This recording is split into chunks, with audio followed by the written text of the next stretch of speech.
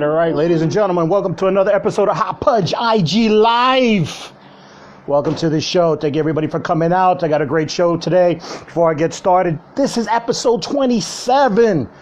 Wow, how long is COVID going to last? I don't know, but I'm just going to keep going. So 27th episode. It's a very special episode, very personal to me. If you guys want to catch the other 26, don't forget, go to my YouTube channel, Hot Pudge Sunday. Hot Pudge Sunday. YouTube channel is Hot Pudge Sunday. Check it out.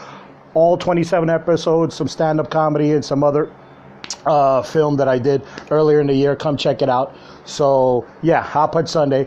Let's get started with this one. Hot Pudge IG Live, very special guest. Somebody personal. Hardly worked with him. I think only once. But it's very personal because he's a veteran like myself, and I take my veterans very seriously. Thank you very much for joining. JohnConsoli, everybody. Pudge, what's up, my brother? Good to see you. How's everything? Everything's awesome, man. How about yourself? I'm pretty good, pretty good. Thank you for coming on. I've been doing these episodes since Corona started, and then it just dawned on me. Let me focus on my comedy veterans, military veterans, that is, because there is a lot of us. And I was looking at my list of Marines, and you're at the top of the list. It got to be a short list, then, yeah? You were at the top. That's all I'm saying. You were at the top. That's all that counts. You know, I remember I saw you've been doing the live thing on Instagram here, and I said, you know what, let me wait till he gets like 25 or 26 of these under his belt. Maybe it'll be like number 27. So here we are. Thank you. Yeah, good. There you go. Man. It's all good, man. As long as Corona keeps going, I mean, these are going to still keep going. So, I mean. When's it going to end, bro? What's your guess? What do you think? Okay, this I'm pretty sure for a fact. This within the next couple of weeks, when school starts, these kids are going to be our guinea pigs. They will decide which direction we go in. If we continue to move forward, or we're going to get shut down and move backwards. Because I feel like that's what's going on. They're like wading in the water a little bit, slowly but surely. I think baseball and basketball was the first two test pilots. Right. Because you had basketball in a bubble, which worked very, very well, with the exception of the one player who ran off to a strip club. But, nonetheless, all good. And no, not at all. Not at all. He said it was good wings. He was there for the Buffalo Wings. Yes, I'm sure he was. And then there's baseball, which they divided into 3 leagues, so there wouldn't be that much traveling. Not too bad. 26 teams, only 2 or 3 outbreaks, and a couple of small ones. Overall, not bad. Not bad at all. So that's definitely a test. Yeah, sure. And these kids, this is the last test. I think the kids are going to tell us what happens. I'm scared.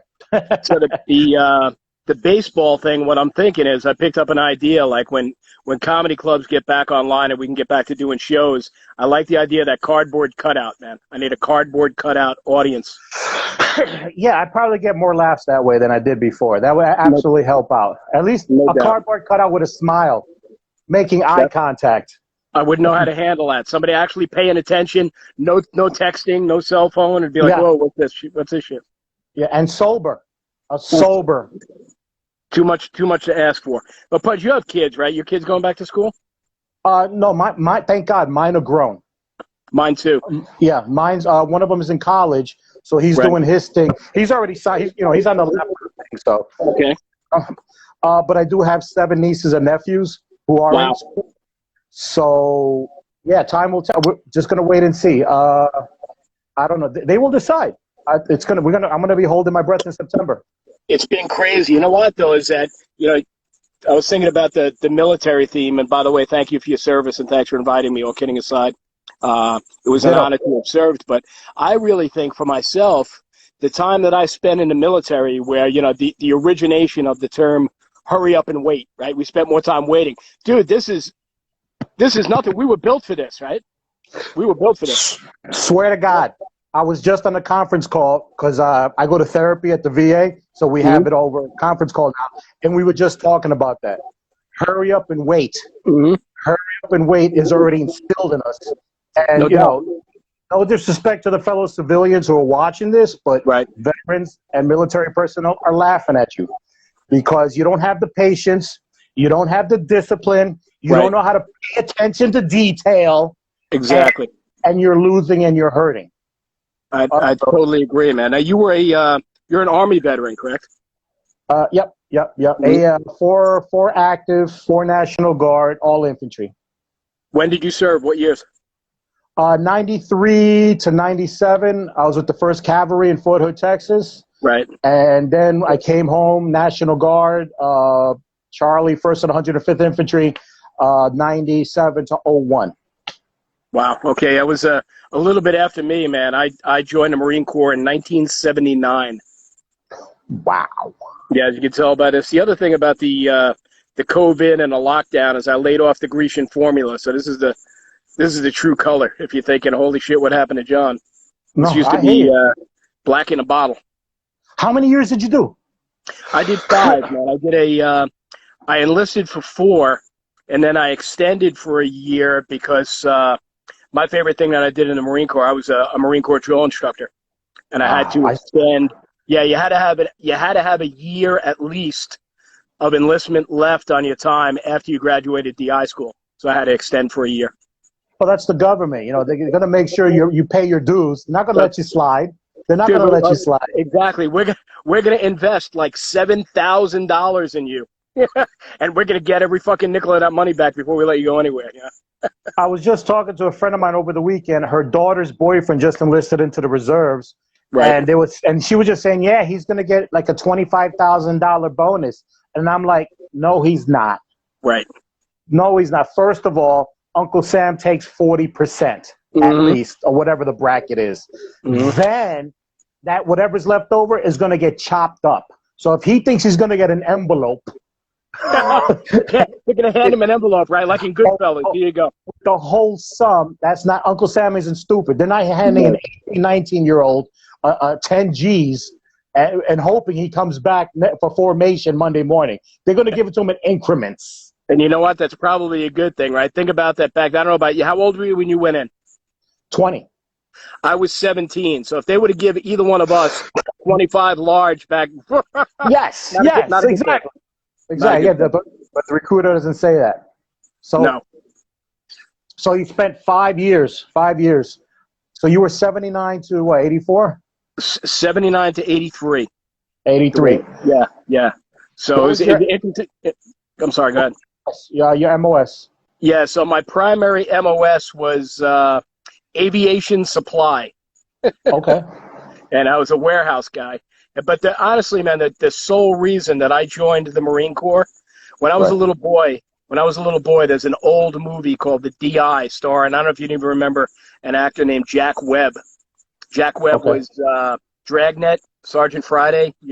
Okay, yeah. The original Dragnet in black and white. Yes. Yeah, the original black and white. Yeah, there was no color back then, man. It was black and white. He was in a movie that was made in the 50s called The D.I. And I saw that movie when I was a little boy. And you know how they say, some kids want to grow up to be astronauts or firemen or police officers. From the time I was a little boy, all I wanted to do was be a Marine Corps drill instructor, and that's why I joined. You knew it. Okay. I just knew it, man. I just thought it was the coolest thing ever. And, because I grew up, same thing, right? I grew up with our generation of dad yelling nonstop. I was like, oh, shit, man, I could join up, and I get to be the yeller instead of the yellee, which was, it was pretty cool. That's funny. I remember being in the recruiter's office, and he was trying to explain basic, and he told me, they're going to be harsh on you and yell at you. I'm like, no, I'm already squared away. My stepdad's been yelling at me for years. I'm good. Don't worry about me. We're so much alike. I told my recruiter the same thing. It was like, because the whole, and rightfully so, I mean, Marine Corps boot camp, just a tweak more intense than some of the others, I'm told. But, I was raised in a house with Italian women. I was like, I'm fearless. There's nothing they can do to me that hasn't happened in the kitchen when I tried to get in Grandma's refrigerator when I wasn't supposed to. So that's pretty cool. You knew from day one you wanted to be a Marine. My military fetish came way later, and I probably was influenced because of my best friend, who I met in junior high school. This Right. kid was a political science, social studies, history nut. Right. I mean, he was all in, from the 7th grade.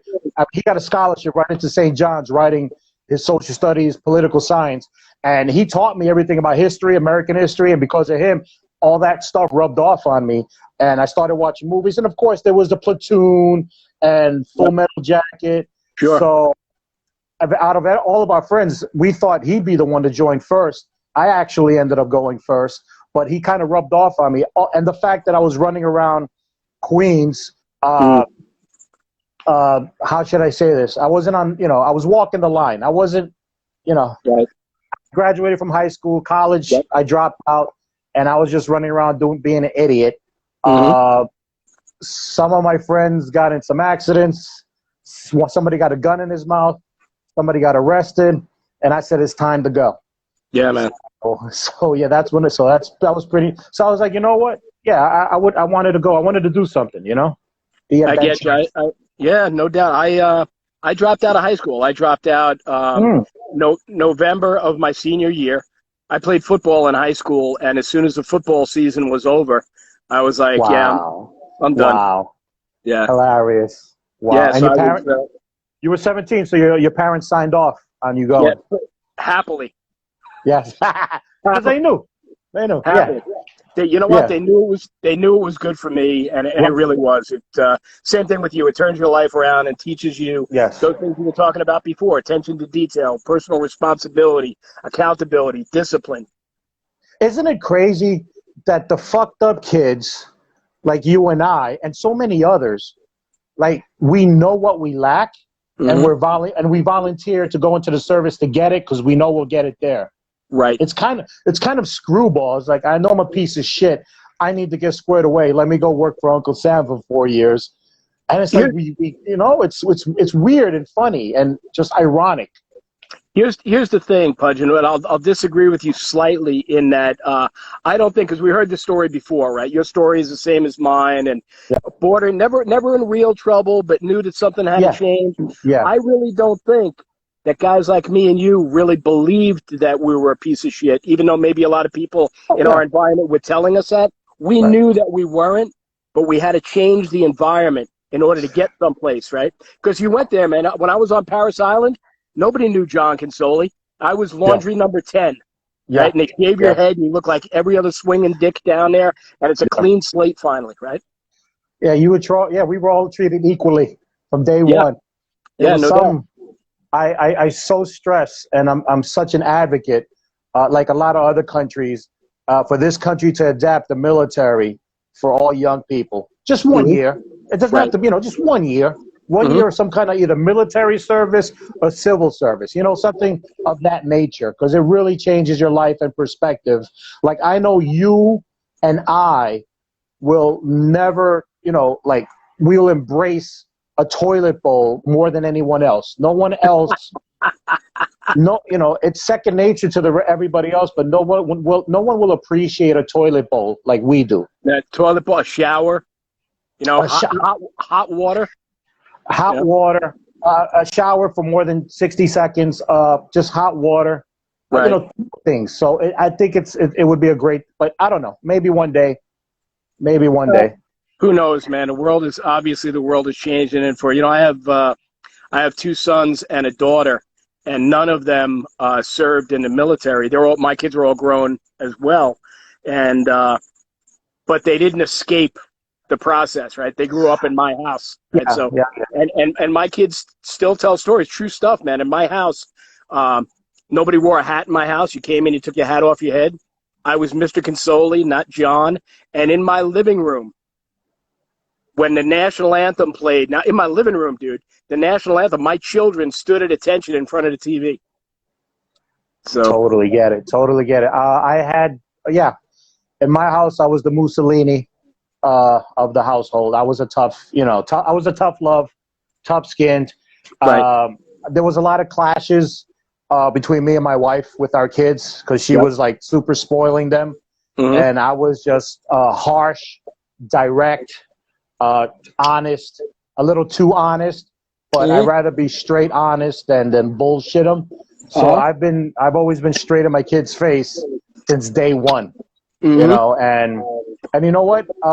I laugh about it now, but my wife complains about my kids because now they're grown, and my son's like, oh, I told my wife, yeah, my son says to pick him up some deodorant, and my wife's like, why do I have? He's got money, let him do it himself. I said, well, you spoiled him. Mm-hmm. That's what he's asking. You see, if we would have done my way, Yep. you know what I'm saying? So it's like, Exactly. yeah. Exactly. So, that self-reliance thing. very self-reliant. And my kids, then again, not in the military. I'm trying to get maybe my son. He's considering it. Maybe it's a long shot. Right now, we have a cousin who just left for the Air Force. He's an Air Force basic right now in San Antonio. So when he comes back, we'll see what's up. Maybe I think he's gonna give us the inside dope. But we'll see. Now I think. Yeah, I haven't. I think back in the day when I first met you, running around doing open mics. I think we had a conversation. You played football in school too, didn't you? You a football player? I played football, but not in high school. My high school didn't have football. I played Pop Warner for a couple of years. Okay. I see the sports memorabilia in your background there. Yeah, well, when I did my makeshift studio, I had to do something for the background, and I don't know if you can see. Like the first thing I did was, of course, camouflage. Right. I got the old camouflage blanket, Sure. but it looked too green. So then I just put some jerseys, and just something to give it a background. Just I like it. Yeah, it's a nice look. Yeah, dude, I'm just making this up as I go along. This is all. Ever since they took the stage away from us, it's about adapt, overcome, improvise, and I've been doing this the whole summer. So that's great, man. Have you been able to get up and do any spots at all? Is there anything you've been able to find or nothing?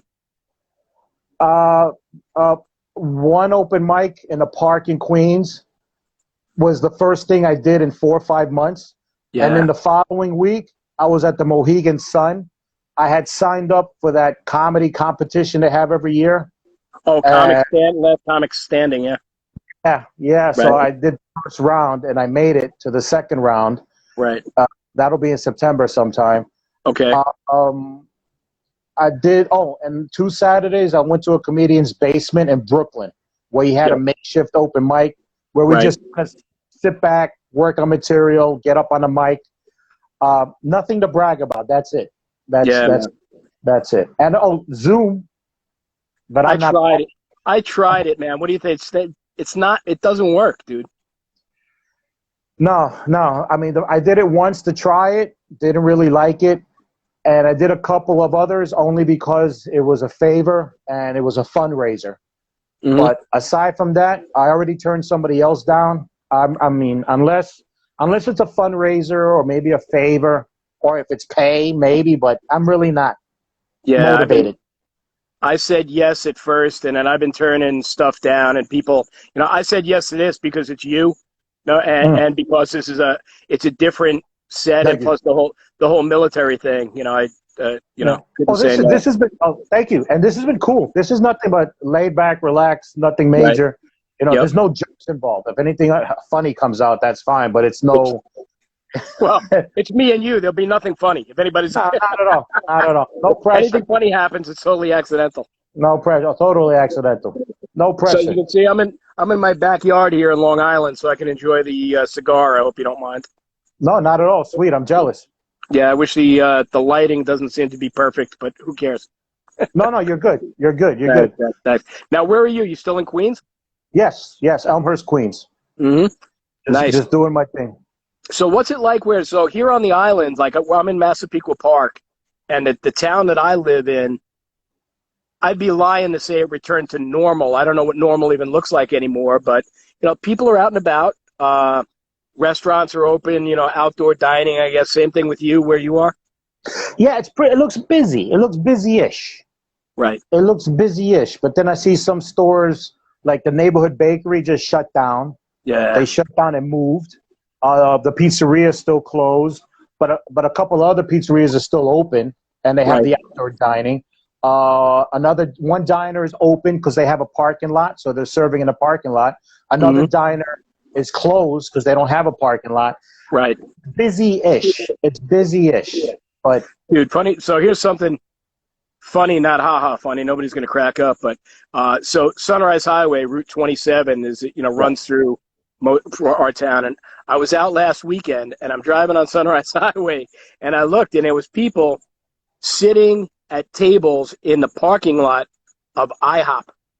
I'm like, wow. who would sit in the parking lot of IHOP? Not to knock IHOP. I mean, God bless them and what they do, but wow. Yeah. You know what? It's a shame because people are so desperate. I mean, I'm happy that the businesses were allowed to extend to the streets and the sidewalks and the parking lot. Right. But that people are so desperate to feel some kind of normality, and they're searching and they're doing something different. So on the plus side, that's cool. But what pisses me off is they're allowing that, but they're not allowing outdoor comedy shows in certain venues. My understanding is Governors was canceled. Yeah, man. My boy, did you remember? You remember Tim Dillon? Yeah. I know Tim. Yeah, I remember Tim. Yeah, man. So Tim and I started out here on Long Island, although I don't want to say he'll deny it, but Tim's not a big fan of Long Island comedy, being out in L.A. now. But Tim and I started around the same time, and we're very friendly back in the day. And he flew in from L.A. to do Governors. He's supposed to be there this weekend, and they canceled the shows. And a buddy of mine just did you ever use Billy Thompson? Do you know Billy? No, I don't think so. Billy's a guy I grew up with who dabbles in some comedy, really funny guy. And he called me up. He's out in Montauk and said, "Hey, man, your name just came up. I was on the beach surfing, and he ran into Tim on the beach. Okay. Tim was out there hanging out. Tim was telling him about how they shut the comedy down." I don't get it. Outdoor dining is okay, but not outdoor comedy. But then music is allowed. So I can be playing a guitar, I can be in a band, but I can't do comedy. Yeah, well, does that mean if you're a guitar act, you can? It's just it's ridiculous, man. And you think of all things people need now is a distraction. No doubt, man. And what better to distract than humor? Take your mind away. Bring back some, that's what comedy is. That's what we do. They come to the club because we get their mind off things and get them laughing. We're feeding them a good time. And we're not able to do that. And it's like, man, it's just frustrating as fuck. It's like, it's very frustrating. And my heart goes out for, you and I have a bunch of, we have, I don't know where you were with comedy. For me, like I did it serious, but I have a day job. Right. And always have. Right. So it's not comedy has never been my primary source of income. But, we have so many friends that's their gig, man. That's what they do. And they gave their heart and their soul and their time and sacrificed. And now they got no place to go, nothing to do. It's getting ridiculous. I mean, talk about adapting and overcoming. It's like every time we make a turn, they're taking it away and we got to figure something else out. The only thing left is maybe public parks and rooftops. There's a lot of rooftop shows going on. But how many people have a rooftop available? You know what I'm saying? It's safe and is big enough. I don't know. And I saw Stand Up New York was doing that thing on the back of a pickup truck. They're driving the truck around and parking, and had comics on the back of the truck with a mic. And, people are trying everything. New York Comedy Club is doing something on the roof. Stand Up has a spot in Central Park. Right. And it's just so random. There's a couple of rooftops in Brooklyn. I don't know. I'm just shaking my head. I'm waiting because actually I was looking forward to hitting some places in my neighborhood. I saw they have patios. They have like little patios or smoking areas where they can make into a little show, and now it's like, who's going to risk their liquor license for a comedy show? Exactly right. And then the other thing is that as of late, the tide has been turning anyway with this mentality of cancel culture and don't say that. And it seems like whatever you're doing anymore, You know, you got Yeah. half the room with you, half the room against you. It's a challenging time. Yeah, the past couple of years, it's like things have changed, especially, you know. Yeah, that was actually. I don't mean to insinuate that I ever had the whole room with me ever, but but it No, seems a little bit more extreme these days, right? yes, I had a taste of that. It was right after. It was a couple of months right after the last election.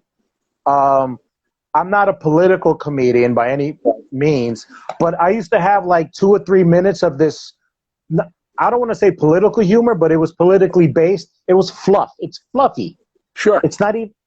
I've always had it in my back pocket, so it was only 2 or 3 minutes. I can open with it. I can close with it, Mhm. or if during any type of election, I can bust it out. Sure. It's just silly. I'm not a left wing. I'm not a right wing. I'm a Buffalo wing. Haha. Yep. That's one of the bits. So it's very Yep. it's soft. But so right after the last election, 2016, the election was in November. I had a show in January, and so I've done these 2 or 3 minutes hundreds of times. They've always been solid. And somewhere towards the top of my set, I was featuring.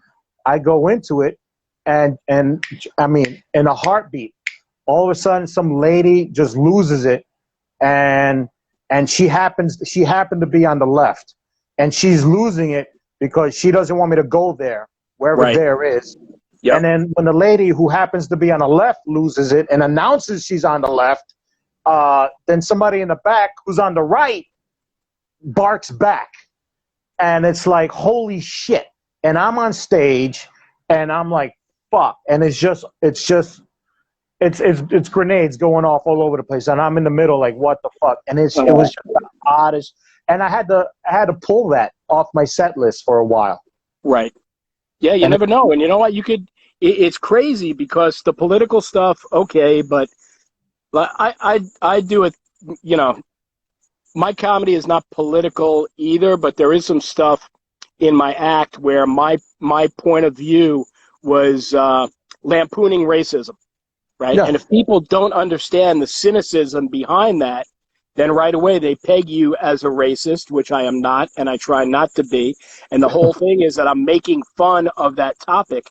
But God forbid, man, one person in the crowd doesn't get it, and it's off to the races, There's got to be a sign. First, like you say, you lampoon racism. How many minutes is it? 3, 4, 5 minutes of lampooning? It's like a little 5-minute bit that Let's just okay. So it's 5 minutes, but you're doing 30, right? or you're doing 45. But they're going to base their whole perspective or their whole idea based around that 5 minutes. Mm-hmm. It's like people used to sit down and listen to the whole thing and then judge you by your work as a whole, or be patient. Now it's like if I say 2 lesbians walking in a bar, whoa, yeah, whoa, it's like, oh, come on, let me finish the joke. Or it's exactly. only one. Like, yeah, it's so snapping, and when you're a comic like me that out there grinding it out, doing mostly middle spots, doing that 30-minute spot, which you and I both know should be an easy spot. I mean, that cradle is just a place, right?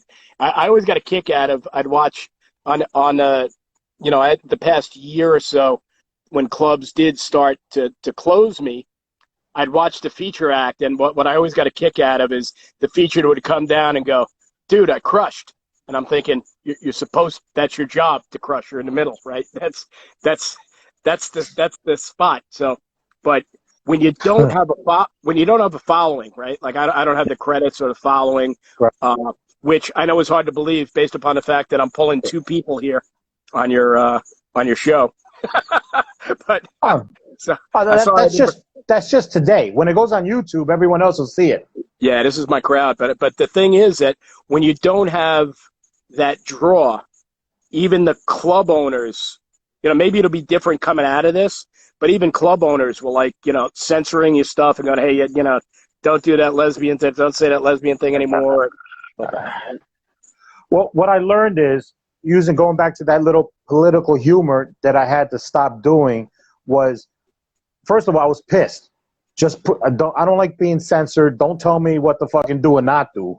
Right. And I felt like I was being told I can't do this anymore. I had to put it on the shelf for the moment.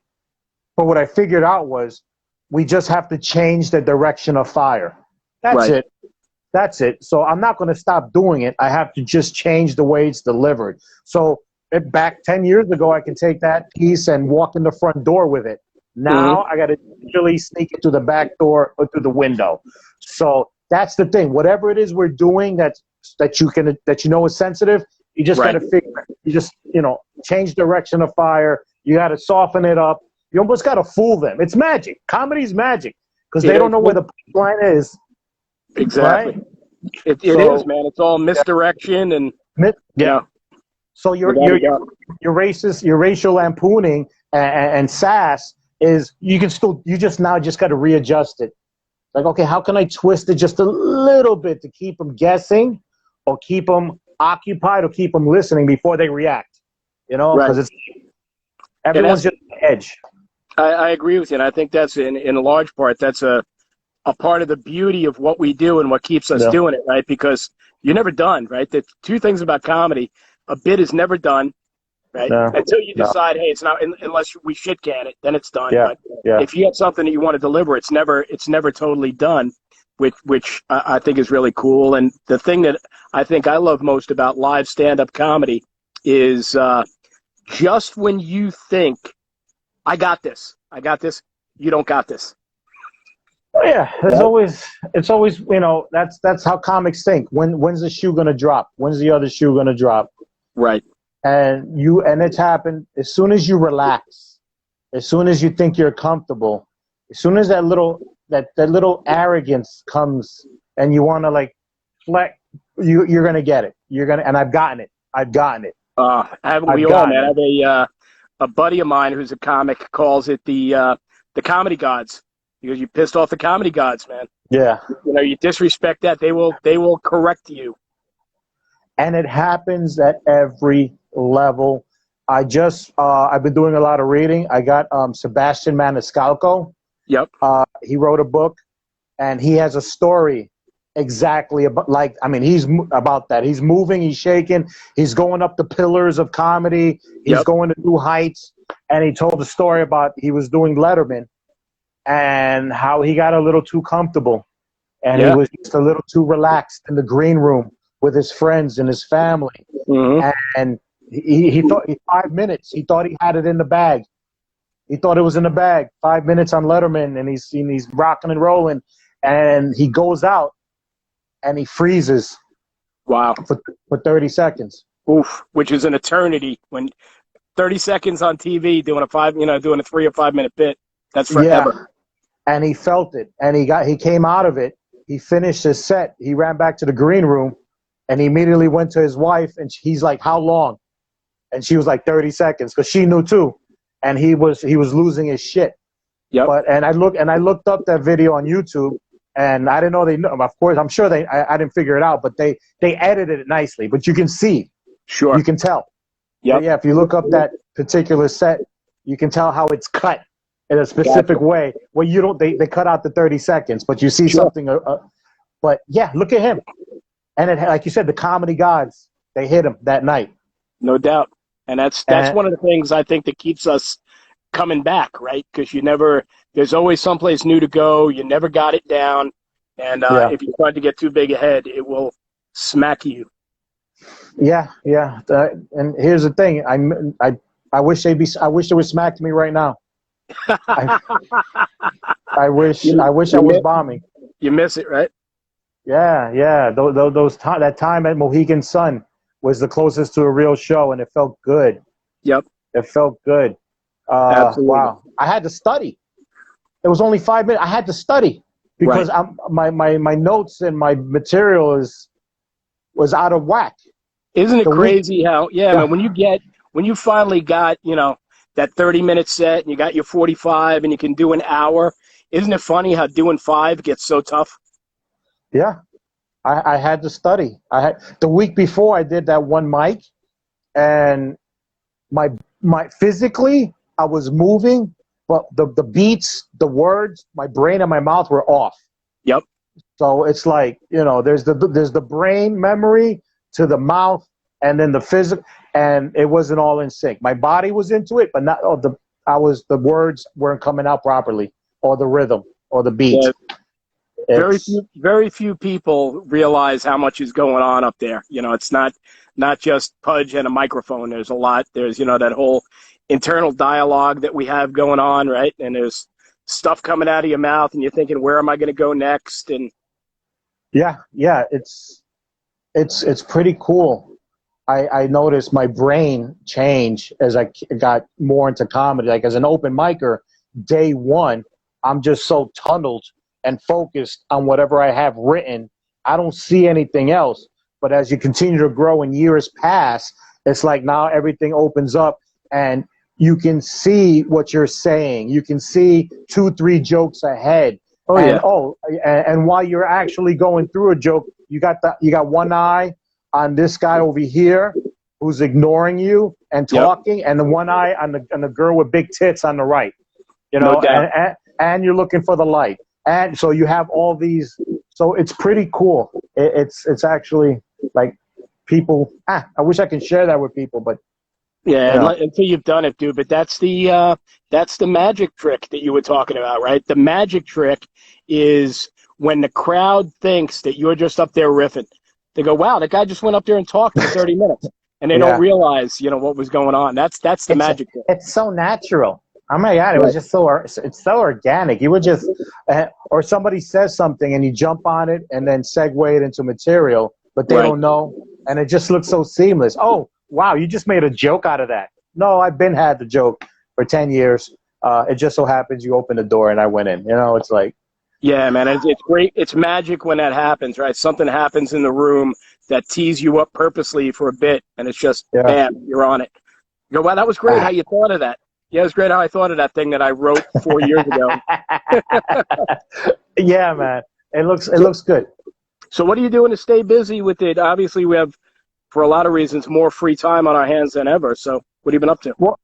Well, the Corona, I guess, has been kind of a positive thing for me as far as it's a huge timeout. It's a halftime.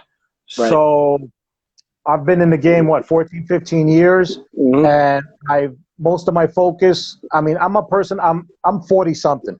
So I'm old school. And my focus was always on the craft, the writing, the performing, the stage time. But as well as I do, I think that technology has changed and evolved in so many ways. And that was my weak. That was my Achilles heel. So I was doing the show part, but I wasn't addressing the business of technology, social media, and content. So that's how I've been remaining busy. I created my YouTube channel. I created a couple of shows. I did some segments. I got a couple, and it's all going to lead. This is all practice to a podcast. So hopefully I'll have a podcast by the fall. That's awesome, man. Glad to hear that. You're right. The whole technology thing. Look at these comics now that are breaking without, look at Sarah Cooper, right? Who knew who Sarah Cooper was? Now she's boom. Is she the one who just hosted Jimmy Kimmel? Yeah, man. She's the one. She lip syncs to all Trump's. Yes. Yeah, comedians are losing their mind. Oh my God, who the hell is she? Blah blah blah. And you know what? I'm guilty. I used to be that guy. Get off my lawn. I was that older guy, and I was just so focused on the craft of comedy. But and this is where I lost my military way. I didn't adapt. I didn't overcome. And so I was there. But now, thanks to Corona, I'm able to do it now. So I'm rocking and rolling. It is what it is, man. It is what it is. You got to go with the times, and that's how people like. I talk to my kids who they were pretty good about coming out to see Dad's shows, but the way that they watch comedy now, man, it's all YouTube and stream. It's got to be on the phone like we're doing right now. If you have one video that goes viral, it could skyrocket you. Dude, look at Vic DiBitetto. I was gonna say. I saw. I mean, I don't know him personally. I may have performed with him, but he's on social media. I follow him on social media, and all of a sudden it's like that. He did that bread and milk video, which broke for him. But then the thing about Vic, right, is that I do know Vic pretty well, and have worked with him several times, and really, really great guy, super sweet guy. And the thing is, though, that a lot of comedians who had been around with Vic for a long time went, okay, well, that'll be good for 6 months, or that'll be good for a year, or, it's going to flame out. And he's still going strong because, I love what he does, and good, bad, or indifferent, however anybody watching feels about it.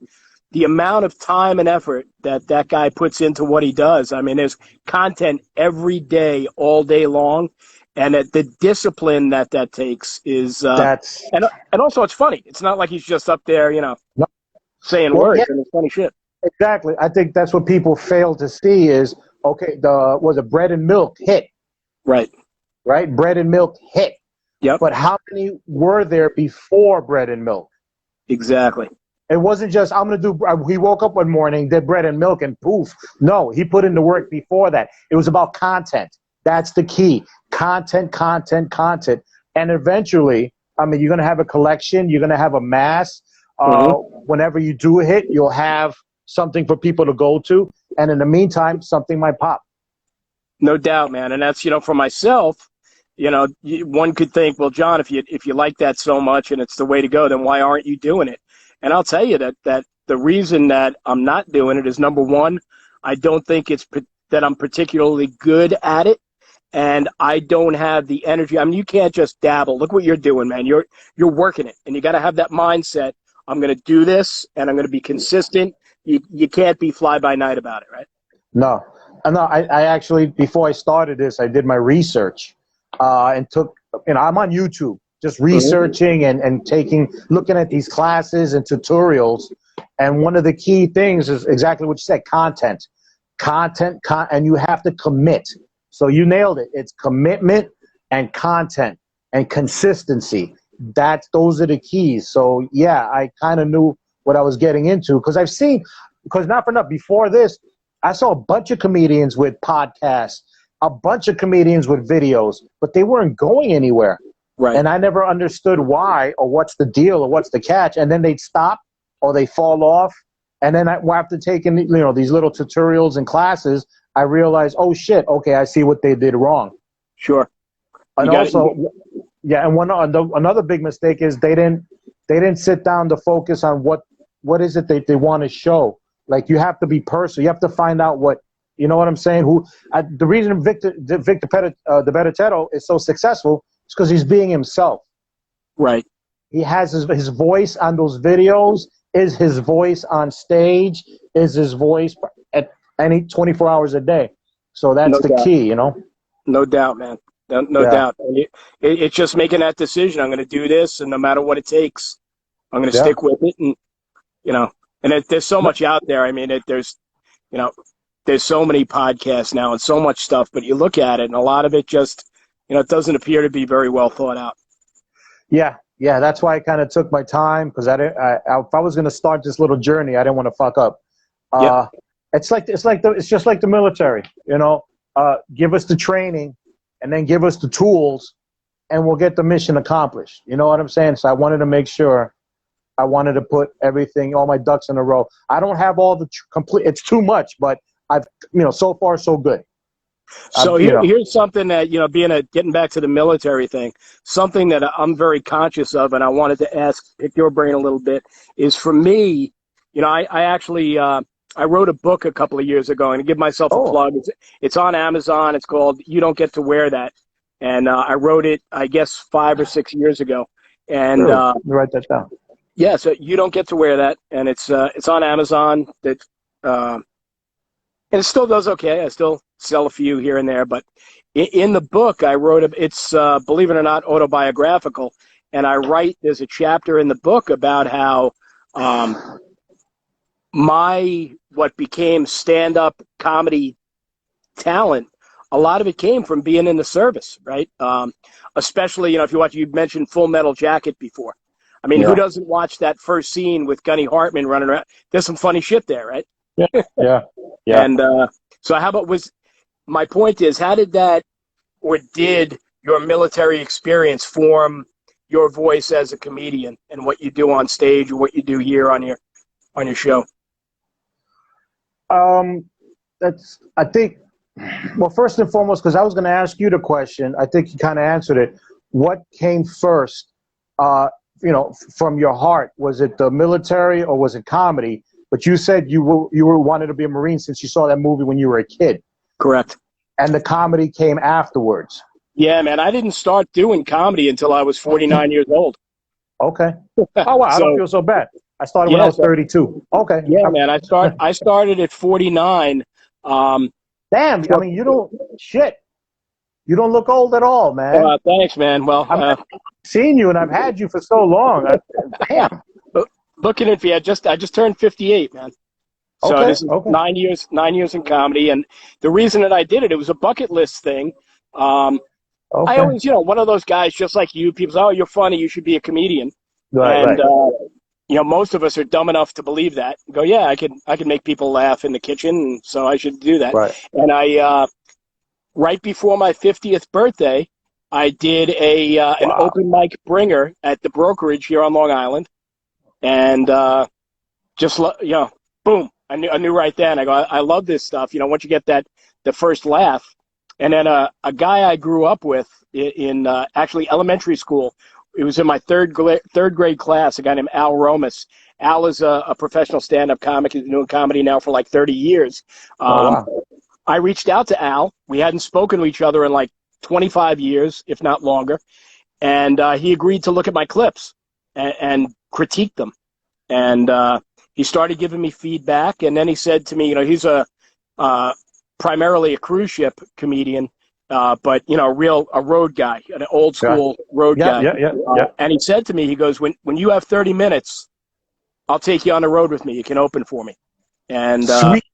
Yeah, which was great, except for when you're a new comic. I thought I had 30, went on the road with him, and found out I had like 8. Yes. That's so comedy 101. Yes. Yeah. When you find out how much you really have and don't have. Yeah, but what was cool is that I spent, the better part of 5 or 6 years on the road with Al. And wow, good training. Doing stuff. It's great. It's so hard to do it's hard to, like, where do you go in New York? The only way is a comic with a year in or 2 years in that you can get 15 or 20 minutes is you got to do, 10 3-minute spots running around the city, right? Yeah, no, I had something similar. Everyone's fighting for 5, 6, 8, 10, 12-minute spots. Mm-hmm. But yeah, it was, I had Johnny Watson.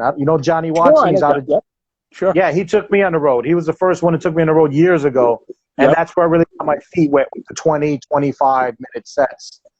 So that's where I really got my foundation. You can't stay in New York, and it's impossible. Not impossible, but.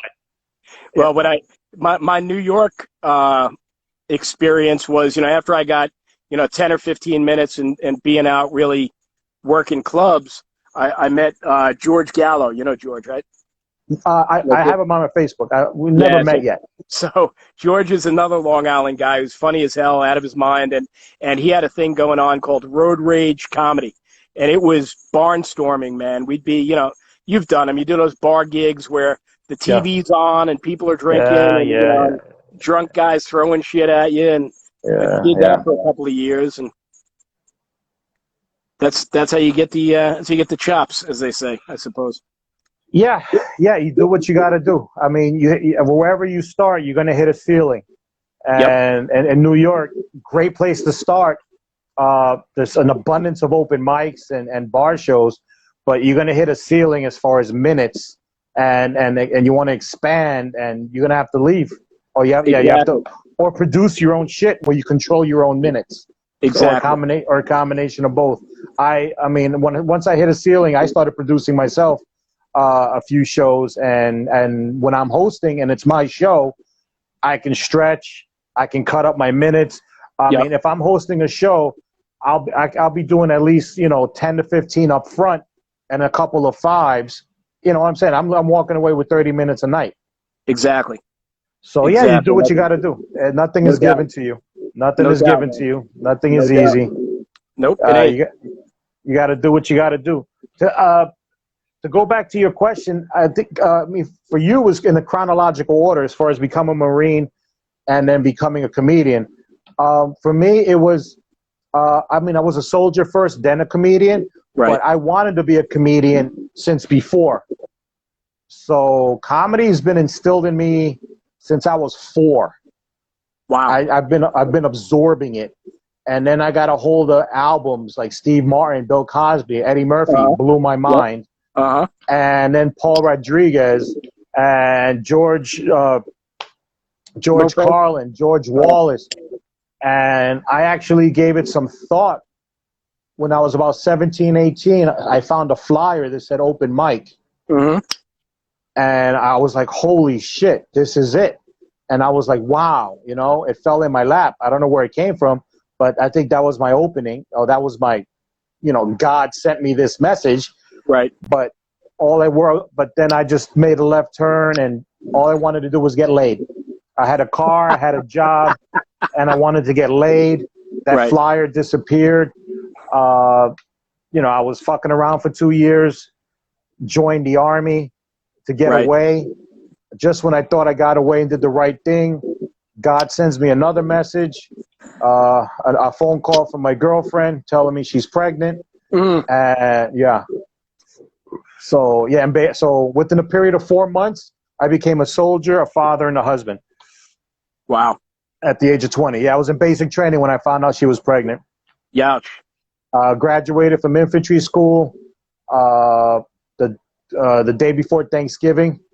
And then the following Monday, we were in civil court getting married. Wow.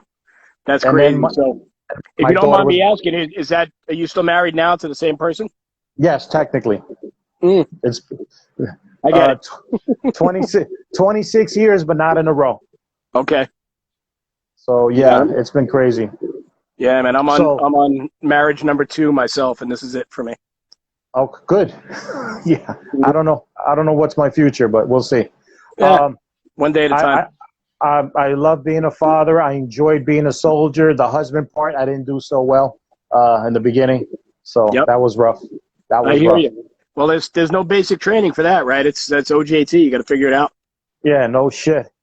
So, yeah, any dreams and aspirations of being a comedian just kind of went away. It wasn't until I joined when I was 20. It wasn't until I was in my 30s that we had been broken up. We had been broken up for a while. I had a girlfriend for a couple of years. We broke up. I was single and dating. I was doing that, but I was miserable. And I just had a premonition. It just popped in my head. I'm like, what do I want? What is it that I want? And the 2 things I wanted was my family, and I wanted comedy, because that was always the original dream. Yep. So when I started when I was 32. So where's the first place that you got up? Do you remember the first time on stage legit? Okay, so 2005 was my official start, but I had a false start in 2002. Okay. And some lounge in Long Island.